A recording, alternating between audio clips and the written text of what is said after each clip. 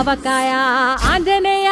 కథ మొదలెట్టినాడు చూడరయ్యా శక్తినంతా కూడగట్టి చెట్టు దులిపినాడు అంజయ్య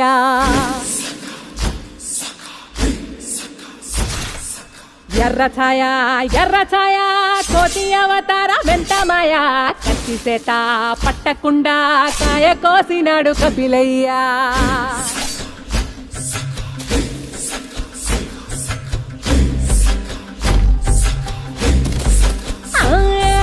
అంజనమ్మ ముందు వంజుల్ పుంజుల్ సీడి మామిడి ముక్కలు కుప్పల్ తెప్పల్ టెంకలోని జీడి వంకలెన్నున్నా పులిగోరు పళ్ళతో పరపర తీశాడు రో